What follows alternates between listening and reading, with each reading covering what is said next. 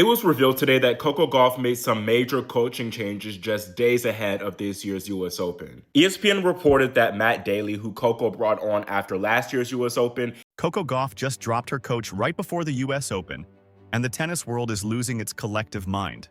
The timing couldn't be messier, the speculation couldn't be wilder, and the pressure couldn't be higher. But here's what nobody's talking about. This might actually be the smartest move she's ever made. And trust me, the reasons why will surprise you.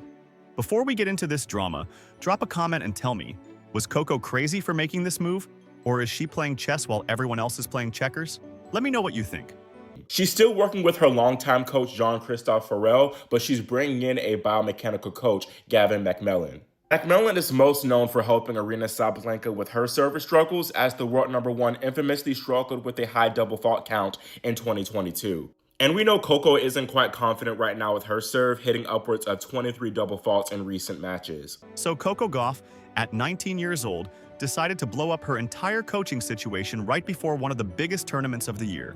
And when I say right before, I mean uncomfortably close to the US Open. The kind of timing that makes tennis analysts break out in hives and fans start questioning everything. But before we panic, let's actually look at what happened here, because this situation is way more calculated than people want to admit. First off, Coco didn't just wake up one morning and decide to ghost her coach via text message. This was clearly something she'd been thinking about for a while. In her interviews and press conferences, she talked about this decision with the kind of maturity that honestly makes some 30-year-olds look like toddlers. She emphasized that this wasn't some impulsive emotional reaction.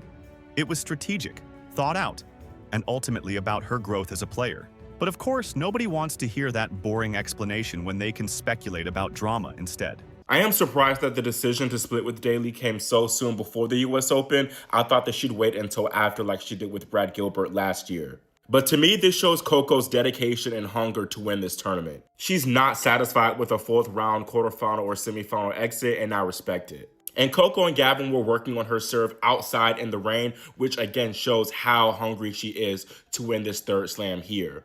Coco and Matt definitely accomplished a lot in their 10 months together. They won the Beijing 1000, the WTA Finals, and her second major at Roland Garros. But all good things come to an end, and I guess she felt that their relationship had run its course. I think it'd be unrealistic to expect for Coco's service issues to immediately be resolved for the US Open. These changes can take weeks, months, even upwards to a year for them to actually kick in. It will be interesting to see whether Gavin can fix these Coco serve issues once and for all, because if not, it might just be a mental thing that she needs to work through herself. The internet immediately went into overdrive with theories. Some people claimed there were strategic differences between Coco and her coach. Maybe they disagreed on training methods. Maybe they had different visions for her playing style. Maybe they couldn't agree on whether pineapple belongs on pizza.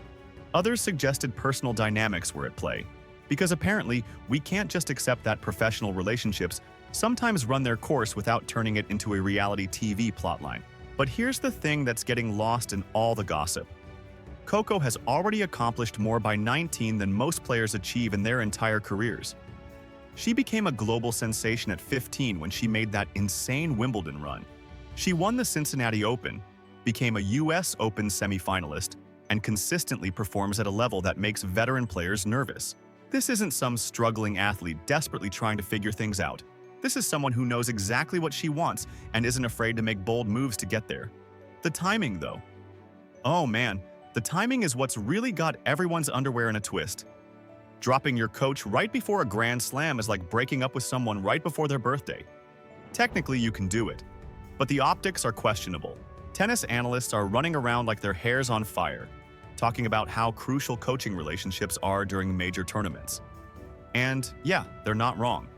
A coach provides tactical advice during matches, helps refine technique, and offers that steady presence when the pressure is cranking up to 11. But here's what these same analysts seem to be forgetting. Coco Gauff isn't your average teenager who needs someone holding her hand through every decision. She's been competing at the highest level for years now. She's faced down top-ranked opponents, played in packed stadiums with millions watching, and handled pressure that would make most people curl up in the fetal position. Acting like she's suddenly going to fall apart without her coach is honestly kind of insulting to her abilities. Let's talk about what Coco actually said about this whole situation, because her words matter way more than random speculation. She expressed genuine gratitude for her former coach's guidance and acknowledged the role they played in her development. She didn't throw anyone under the bus, didn't air dirty laundry, didn't do any of the messy stuff that would have made for better clickbait but worse professionalism. Instead, she explained that as she enters the next phase of her career, she needs a different approach to reach new goals. That's it. That's the whole explanation. No drama, just growth. And you know what? Fans actually responded positively to her honesty. Turns out people appreciate transparency more than manufactured controversy. Who would have thought? She demonstrated a level of emotional intelligence and professional maturity that's rare even among athletes twice her age. But of course, that doesn't stop everyone from trying to read between the lines and create narratives that don't exist. The broader tennis community has had some interesting reactions to this news. Fellow players have been surprisingly supportive, noting that coaching changes are actually super common among elite athletes. Former champions have pointed out that making difficult decisions like this is often necessary for reaching your full potential. It's almost like people who've actually been through the grind of professional tennis understand the complexities better than random keyboard warriors on social media. Shocking, I know, but let's address the elephant in the room. Can Coco actually handle competing at the US Open without her established coaching team? The short answer is yes, obviously. The longer answer is that it might actually make her better. When you're operating without that constant external guidance, you're forced to rely on your own instincts, your own analysis, your own strategic thinking. And for someone as talented and experienced as Coco, that could unlock a whole new level of performance. Think about her playing style for a second. She's got an explosive serve that can blow opponents off the court. Her ground strokes are powerful and precise. She transitions to the net like someone who actually knows what they're doing, unlike half the tour who treats the net like it's made of lava. She's already got all the tools. What she might not have needed is someone constantly telling her what she already knows. This move also fits into a bigger trend we're seeing in modern tennis, where younger players are taking way more ownership of their careers. They're not just showing up and doing whatever some coach tells them to do. They're involved in decision-making about tournament scheduling, training regimens, support teams, and long-term strategy. It's a shift from the old-school model where players were basically just told what to do and expected to comply without question.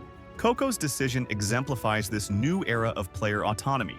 She's saying, I know what I need, I know where I'm going, and I'm willing to make tough calls to get there.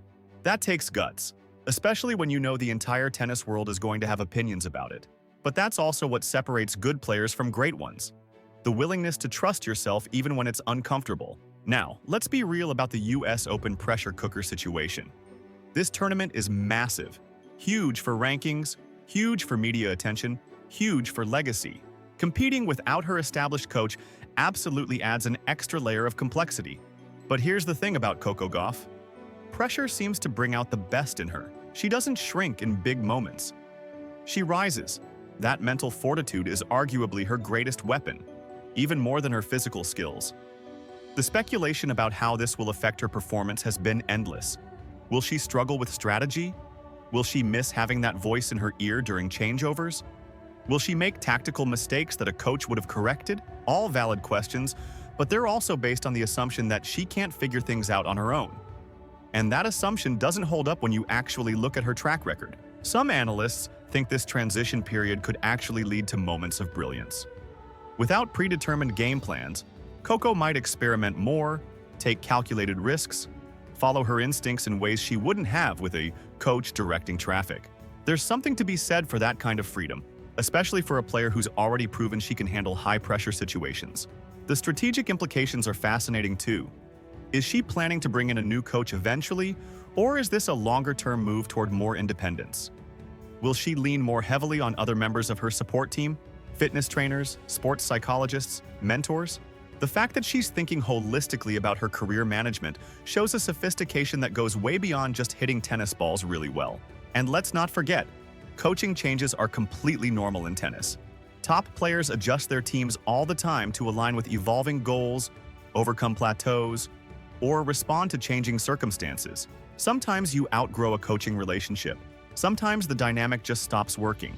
Sometimes you need fresh perspectives and different approaches. This isn't some unprecedented crisis. It's a standard part of professional sports that's only getting blown out of proportion because it's happening to someone young and high profile. What's interesting is how this whole situation reveals the double standards in how we talk about young athletes. If a veteran player made this exact same move, everyone would be like, oh, that's smart career management. But because Coco is 19, suddenly it's this massive question mark about her judgment and decision-making abilities. The condescension is subtle, but it's definitely there. The media narrative around this has been predictably dramatic. Every match she plays now will be analyzed through the lens of this coaching change. Commentators will look for signs of struggle, evidence of adjustment, proof that she needs more guidance. It's exhausting just thinking about it. But that's also an opportunity.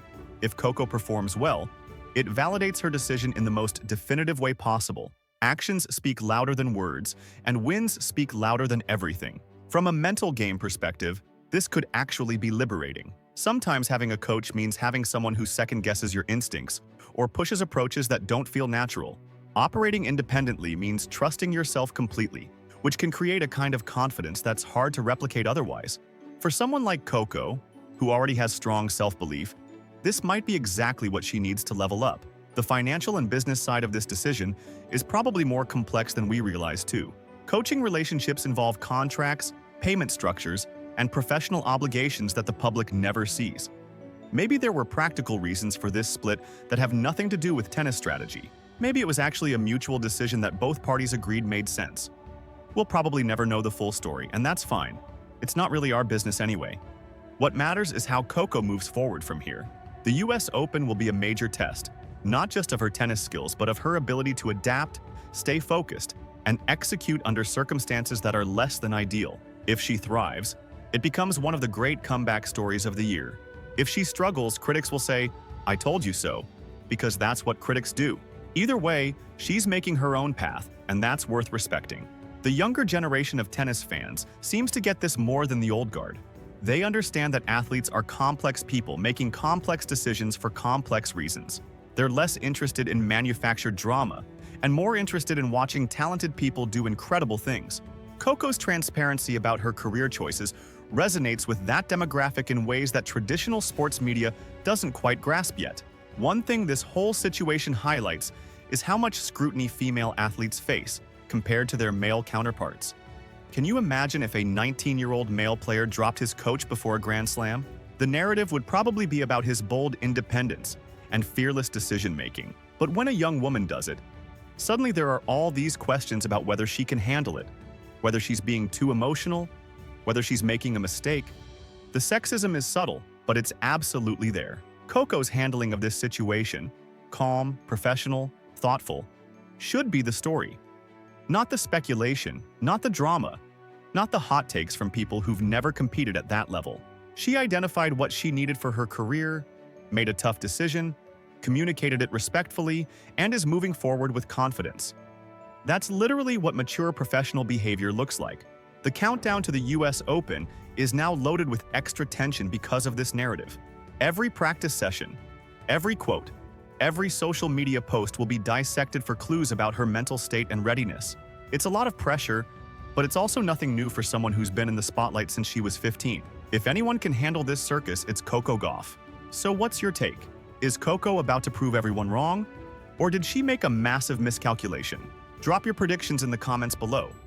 And don't forget to smash that like button if you're rooting for her. Subscribe and hit the notification bell so you don't miss any updates on how this all plays out. Let's see how this drama unfolds.